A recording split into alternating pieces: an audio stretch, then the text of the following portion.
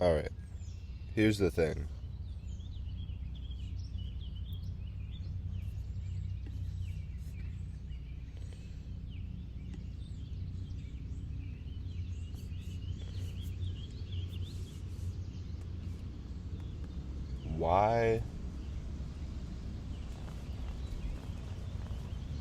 Why don't people want to think of themselves as God?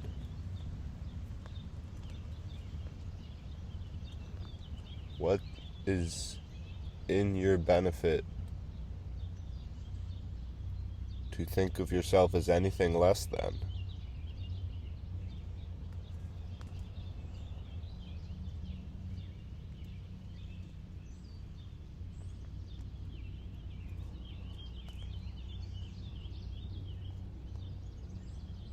I don't think there's any harm in perceiving yourself and thinking of yourself as the ultimate being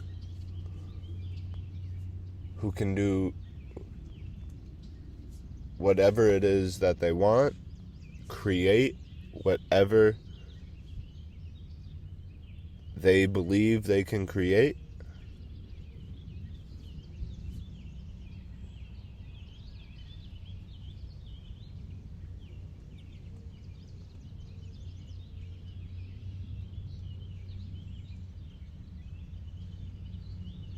If you're that aware of who you are,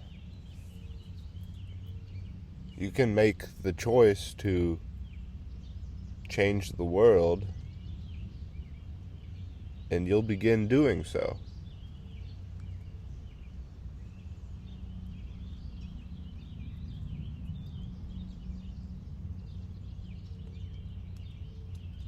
I feel like people are always looking to find what's their talent or gift that can somehow change the world, hopefully for the better. I feel like everybody wants that. They want to change the world for the better. Whatever their better may be. It's pretty subjective.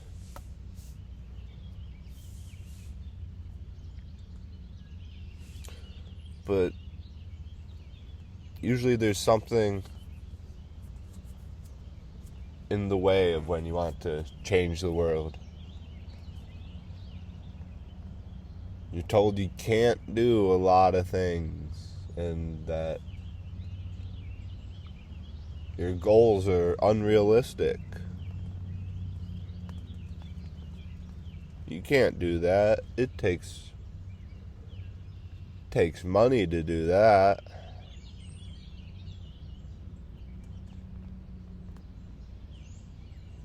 You can't buy land and build a home and create a community. You can't do that. No, that's unrealistic. Plus, why would anybody ever want to do that? That sounds like such a waste of your time, doesn't it? What a boring life that would be. To actually own land and, raise a family on a homestead and just crush. Grow your own food. Be self-sustainable. Not be dependent on the fucking American dollar anymore.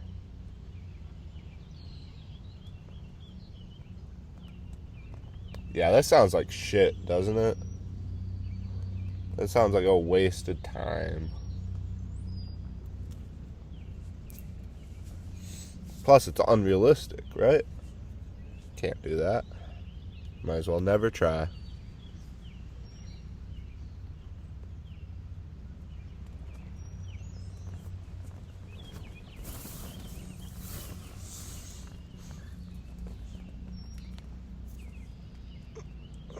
I looked up last night at like fucking 2 in the morning,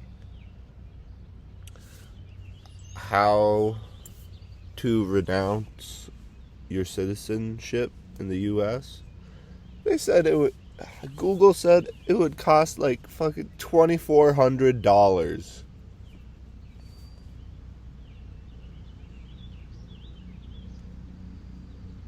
$2,400 out the ass just to renounce your citizenship.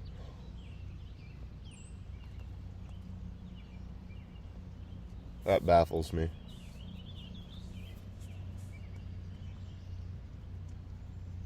Which means, like, I don't know, that's weird. So poor people, homeless people,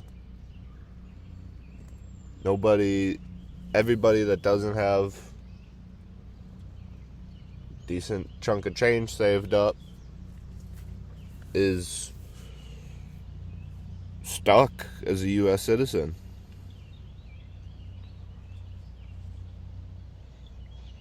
Kind of trapped, almost.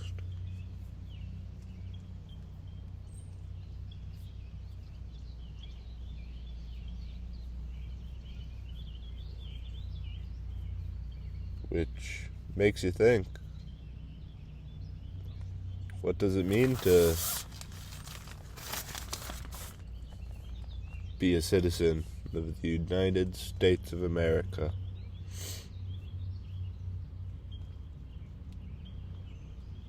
Is it something we've chosen?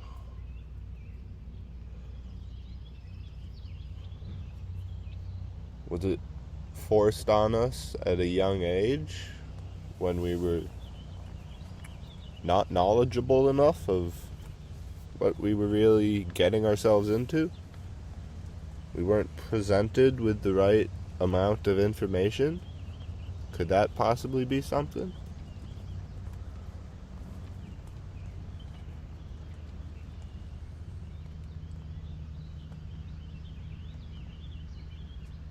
I understand that when we're born, they take our prints, baby prints. They track us from the start. We get a birth certificate, and right from that very first day, we're in the system.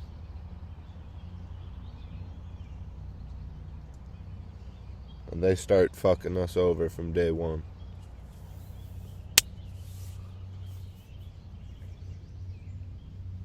And now I find out it costs $2,400 to get out of that contract. That I don't remember signing anything.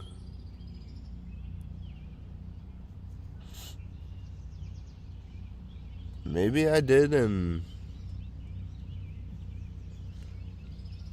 no, I remember freshman year of high school, they made us all take a U.S. citizenship test.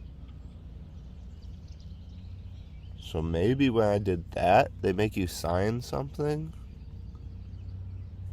that, gives your life away, pretty much. And like I said, freshman in high school, public high school, they're not teaching you much history at all. They're not telling you what America is.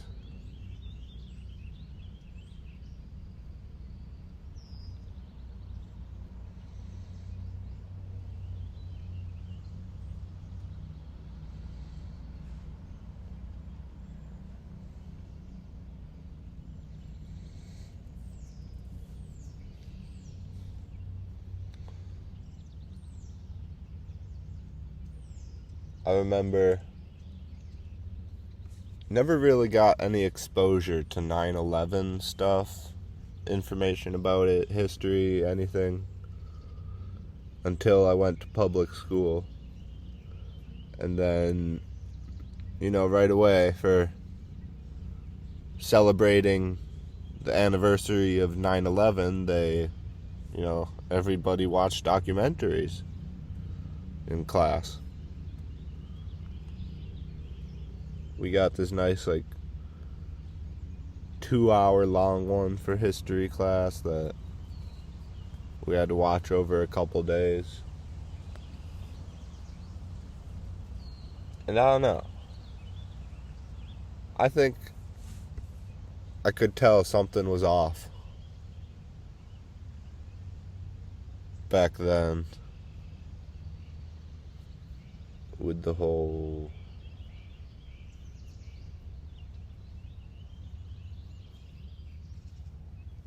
planes taking out the towers.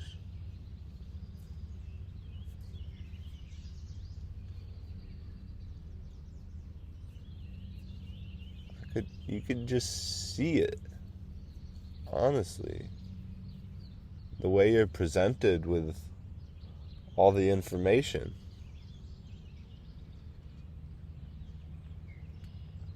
I think people at a younger age who haven't been inundated with so much narrative and stories, they can see through the bullshit a lot easier because there's less things that they've been forced to take as fact.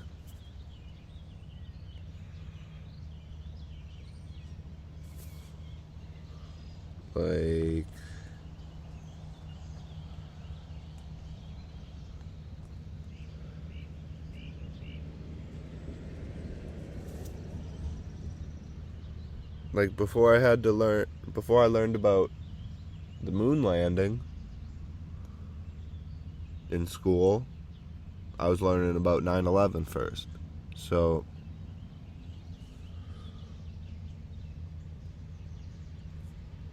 there's always those types of layers of bullshit that just stack on top of each other. A lot started with the moon landing. And once everybody had it so ingrained in their minds and we ingrained it in society that we landed on the moon. We went out to space in a tin can and parked it on the moon, and we walked around a little bit, and then we got back in the tin can, and then we came back to Earth.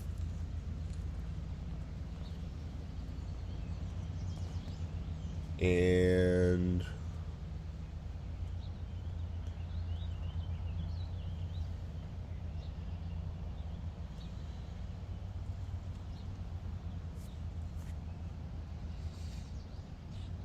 no, do you know how fast they say the moon is moving? They say the moon moves pretty fast through space. Do believe. And then we're also told the Earth is spinning really fast too.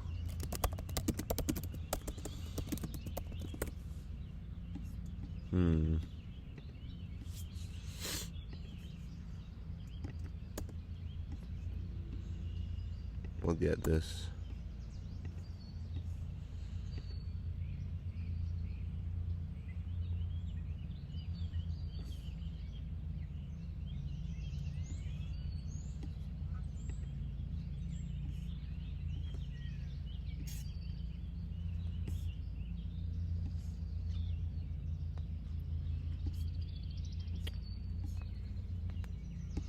Okay, NASA.gov, here we go.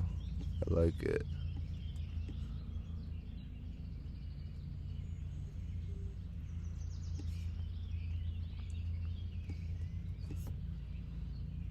I'm looking for the speed.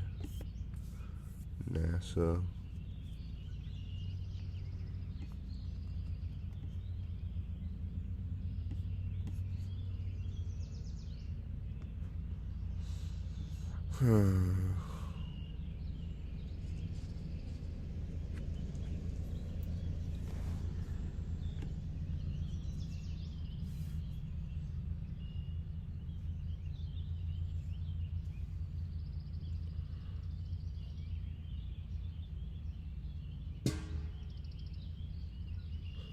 So maybe a kilometer a second? That's one stat I'm seeing.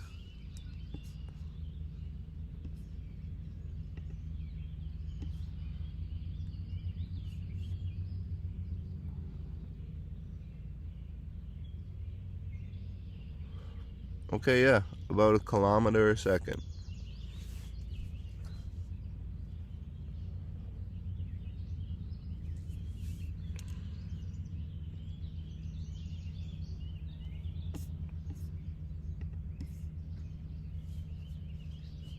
Interesting.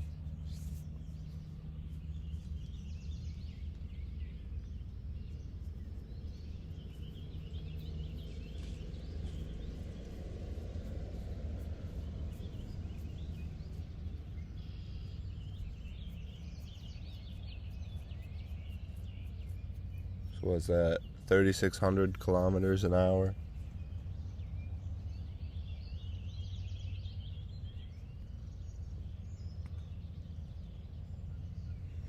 And then, of course, the Earth is moving really fast, too.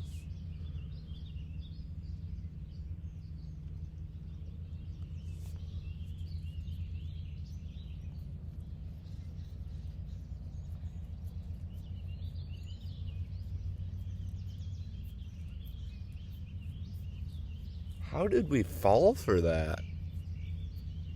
Honestly. Fucking boomers.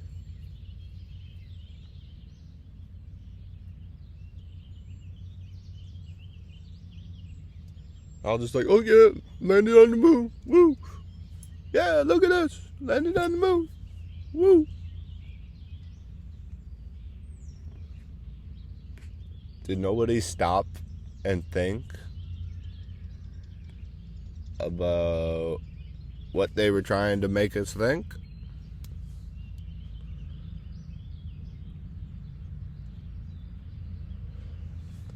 We really thought they were trying to take us to outer space? Right away, we had dreams of colonizing the moon, and we'll go even further. We'll go to Mars.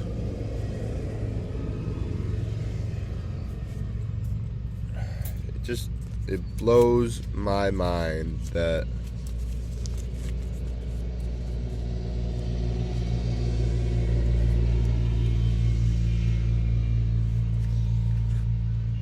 World War II had such a massive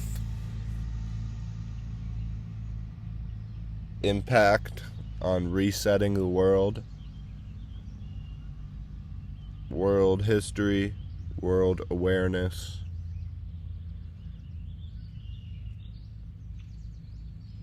And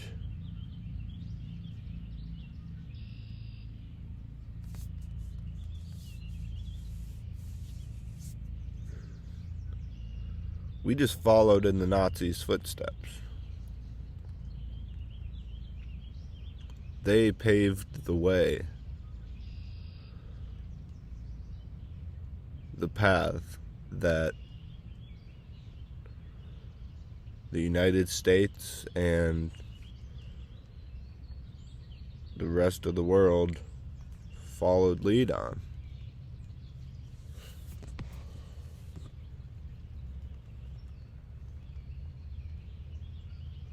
And we want to use the shit that happened in World War II as a scapegoat, and always, hold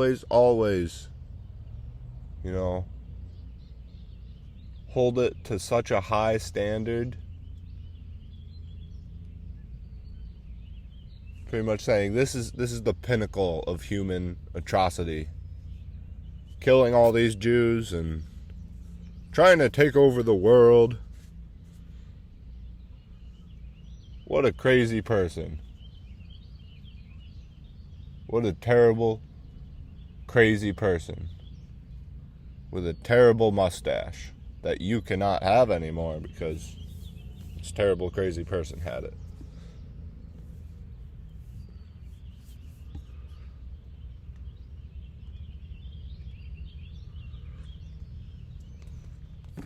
Like, they should try and hide themselves a little bit more. I'm just saying, because anybody that has half a brain, maybe even a quarter of a brain, can see exactly what's going on. They, like, NASA, NASA,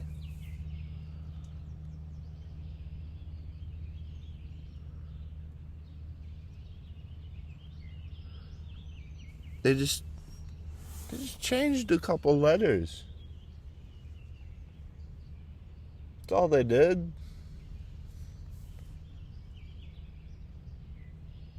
Going from Nazi to NASA, they just changed a couple letters. It looks pretty similar.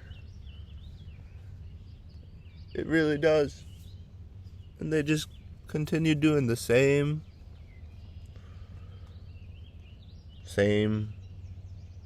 scientific work that they were doing under the terrible crazy man with a terrible mustache.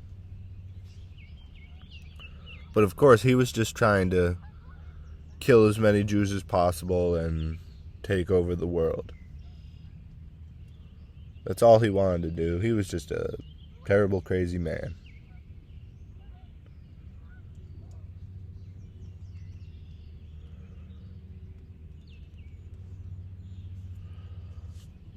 And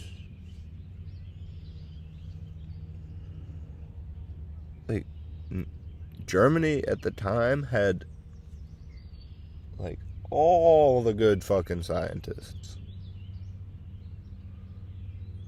Legitimately. The large majority of geniuses in the field of scientific research, which was, I'd say, a pretty legitimate thing to be a part of back in that time. If you're a scientific researcher today, you're not a part of anything, really.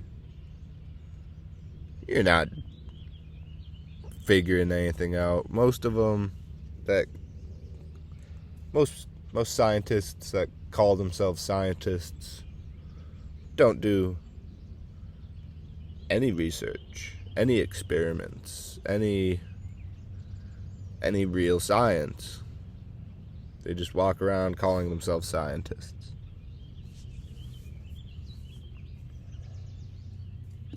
I think 70 years ago, though, if you were a scientist, you were pretty legit. You had to be.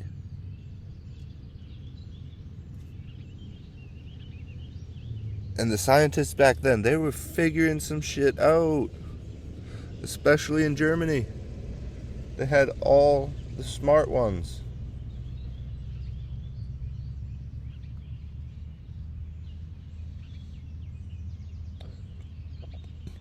America,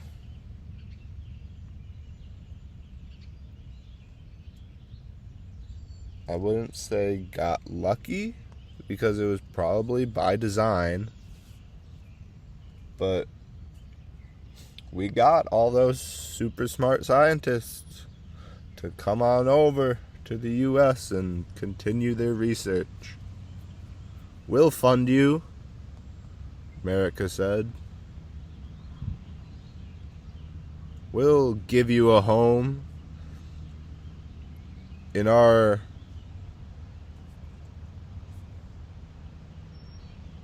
great and wonderful humanitarian country that just nuclear bombed 2 cities and killed hundreds of thousands of people in them, and we fought with you, Germany, for the past good few years. We killed a lot of people. Your people, our people, other people. Doesn't matter. We killed a lot of them. But, we want to just extend our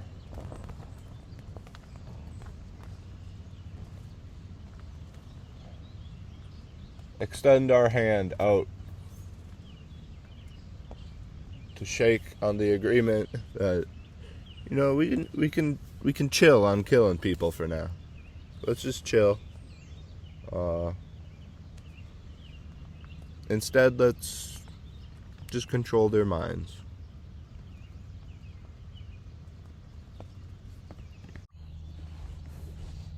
Why does it have to be so hard for people to believe in themselves?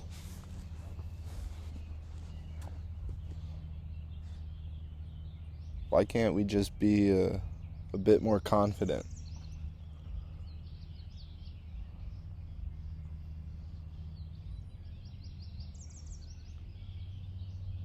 All I'm asking you to do is believe in yourself.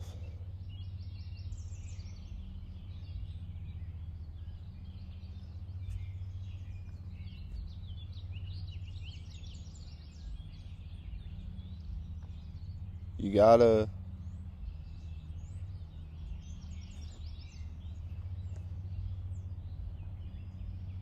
figure out who you are,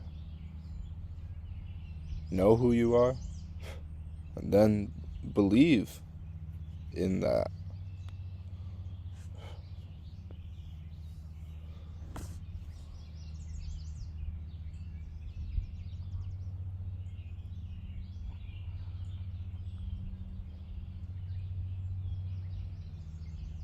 You can change the way that you feel about yourself. Not on purpose, but it'll happen. And you can change your mind on things.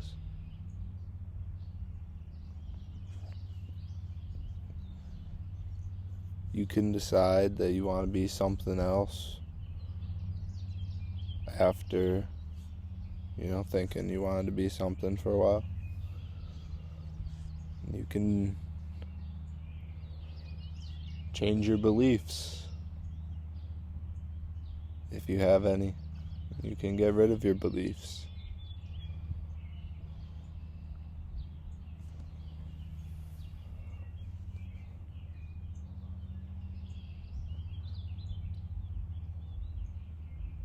I'm not big on belief, that's for sure.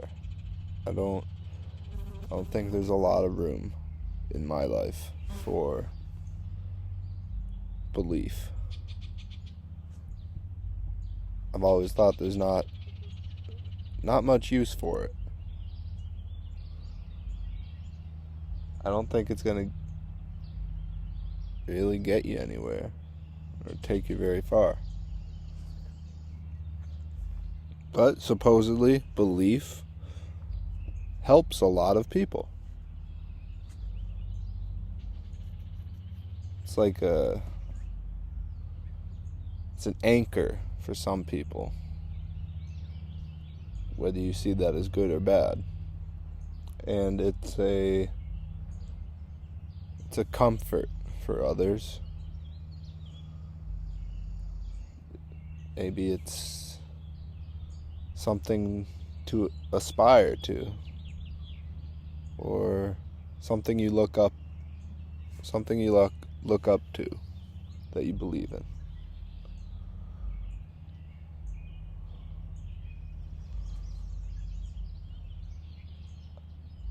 If you believe in yourself, you'll get those things out of it. And like I said, there's not much room for belief in my life, but I think the one thing I believe in is myself.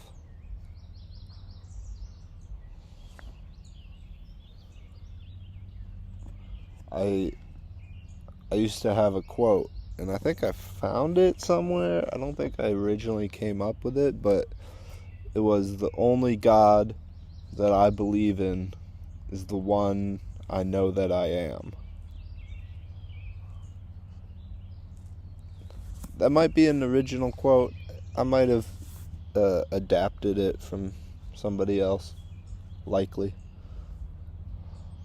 But the same sentiment I'm trying to share right now. Believe in yourself and nothing else. Believe in yourself because at some point in your life, it's probably going to be all you have. And if you don't believe in yourself, when you get to that point where you are all you have, you're going to crumble.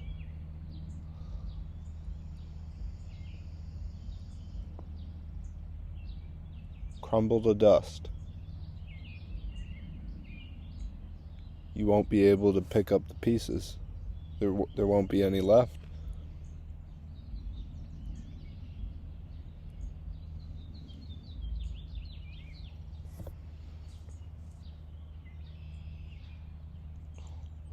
A lot of what the puzzle is that we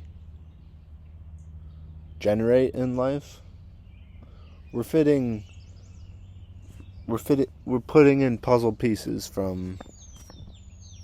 that we've taken from other people, from these things that we think we know, these bits of information, these views of history, of the world, of other people. These are all different types of puzzle pieces, and they're all things that are not us, the individual.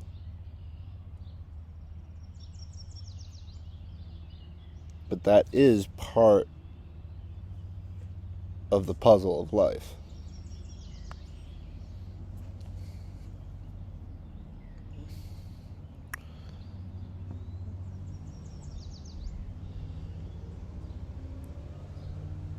If you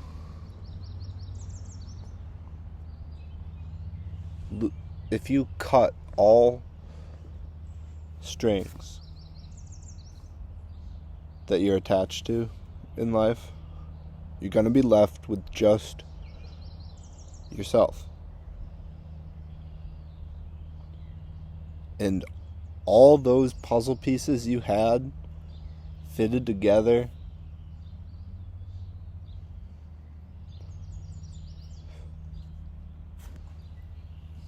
the bonds break. The holes aren't shaped like they used to. Or they're not shaped like they used to be. Maybe with heating and cooling, they just got warped and they just didn't fit together anymore.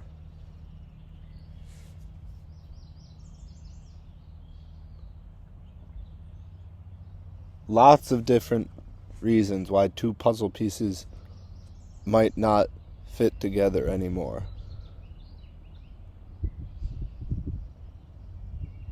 Because over time, things happen.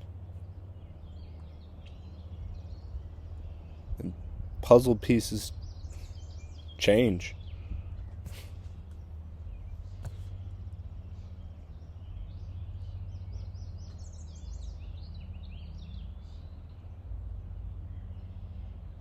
So over time,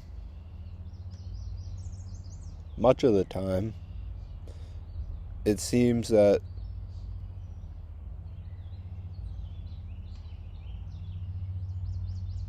we come back to the single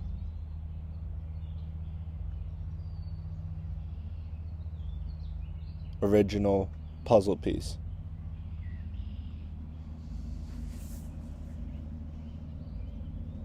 Because this is a puzzle that, I don't know, when I used to build puzzles as a kid, I would always separate the types of pieces, the straight edges and the non-straight edges, make some piles of them, and then I'd make the outline of the puzzle with all the straight edges first, and then start piecing it together from the outside in. But this puzzle of life is the opposite of that, because it's an infinite and boundless puzzle that has no straight edges, and it starts from the inside and builds out. So you can imagine the original puzzle piece to just sit there in the center of everything or nothing, however you want to view that. And maybe it's one of those ones that has one dot, connecting dot on each side, and then maybe it has one connecting hole on the other two sides. So like top and bottom, it has the two holes, left and right, it has the two dots. There's 4 separate ways that puzzle piece can take on another. Every which one of those 4 ways is different, separate. It will take on and join with a completely different puzzle piece, each one of those spots. And yet it's still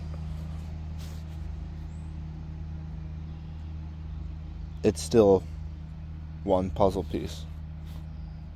It's the original piece, and it can build on itself in 4 directions.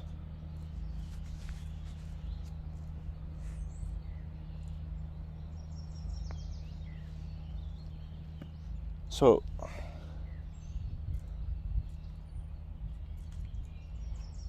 as a puzzle piece, you have to be adaptive. You have to grow in many directions. Because if you only ever focus on one of those dots or one of those holes and just growing in that direction as much as possible, you're just going to grow in a single line, and there's going to be no connections. Just one linear path of growth with nothing else. I don't think that's what you want. At least grow in 2 different directions. You know, like top and right. And then you can maybe piece some things together in the first quadrant there. Some connections. See, if you grow to the top, left and right, you have the first 2 quadrants to grow connections in.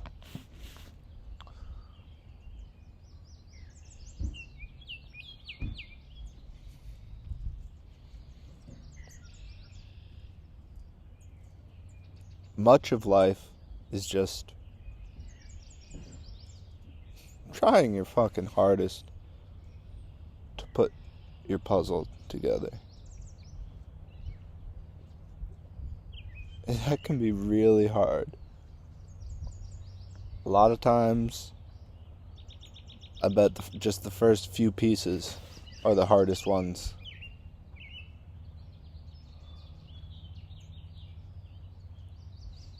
And as a single puzzle piece, it gets lonely.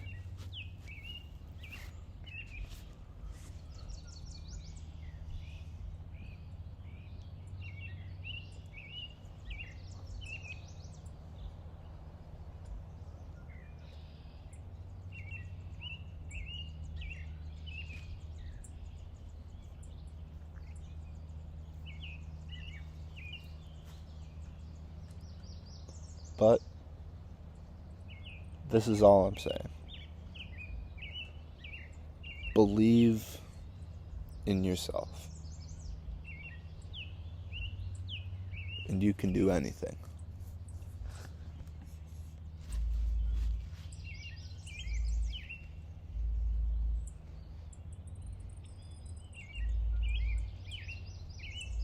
And remember, I love you all.